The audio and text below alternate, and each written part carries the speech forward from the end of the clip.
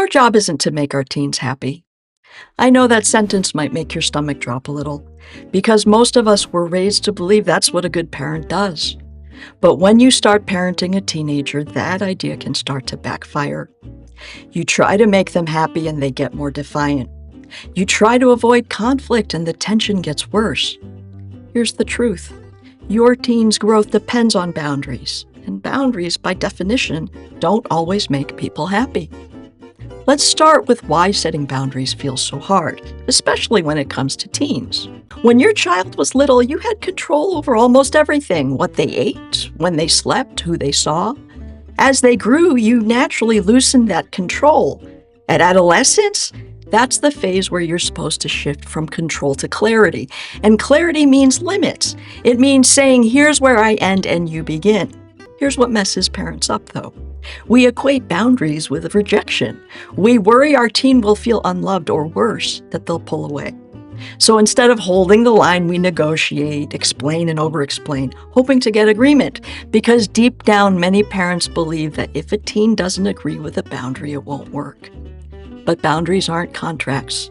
They're the natural limits that make connection safe and sustainable for both of you. If that idea hits you, if you've ever found yourself explaining a boundary until you're exhausted, hit like so more parents can find this. The moment we start trying to convince our teen that a boundary makes sense, we've lost our footing. Let's be clear, it's not wrong to want your teen to understand you. But if their understanding becomes the requirement for you to hold the boundary, you've handed them your sense of control. Think about this. When you say you can't take the car if you're not home by curfew, and your teen responds, "Why are you saying that? You don't trust me," your nervous system lights up. So you start to feel guilty and defensive, so you clarify, "I'm not saying you're irresponsible, it's just that," and you enter the loop of over-explaining. And every explanation gives your teen the message that your limit is negotiable. Beneath that is fear, the fear of disconnection, because we often confuse disagreement with disconnection. But your teen's disagreement isn't proof that the relationship is broken. It's proof that they're learning where you stand. Parents will often say, "I just want my teen to be happy." And I get it. You want peace in the home. You want them to feel good. You want to see them thriving. But if happiness becomes the metric, you'll bend every rule the moment your teen protests. The hidden cost? You start teaching them that their temporary comfort matters more than long-term growth. Real life will never protect them from frustration, disappointment, or limits.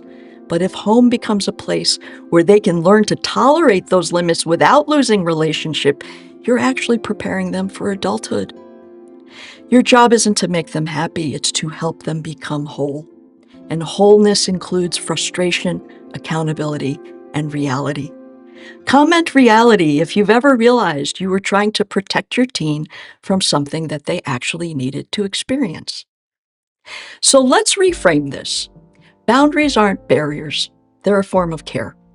When you say, "I'm not comfortable lending you money this week," you're teaching financial responsibility and also showing your teen that your support has structure.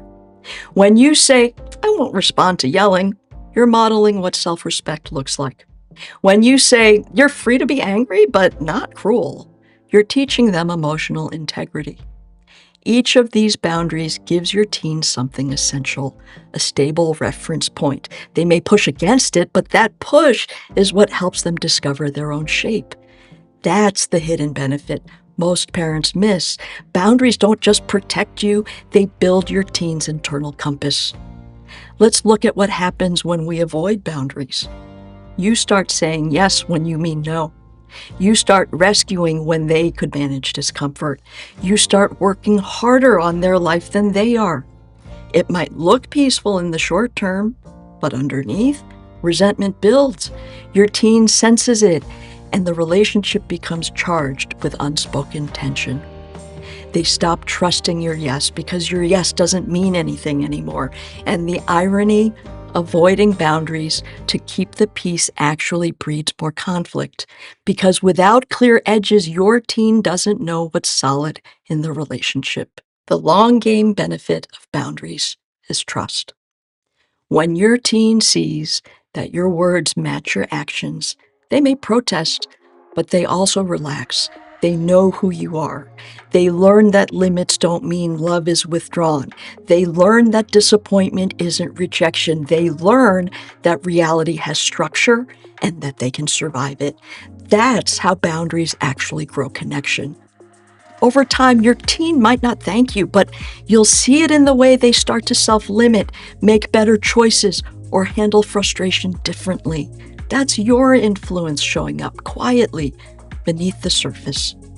Now, here's a simple framework you can start using today. Number 1, name the boundary clearly. Say what you will or won't do. Number 2, hold it without over-explaining. If they argue, remind yourself understanding is a bonus, not a requirement. Number 3, stay emotionally steady. Their reaction isn't a test of your love. It's a test of their tolerance for frustration. And number 4, repair without guilt. You can say, I know you're upset, and I still mean what I said. That's what clarity sounds like. Boundaries aren't about control. They're about creating the conditions where love and accountability can coexist. If this video resonated with you, hit like, share it with another parent who's been struggling with this, and subscribe for more practical, no-nonsense guidance on parenting teens. And remember, your teen doesn't need you to make them happy. They just need you to be steady.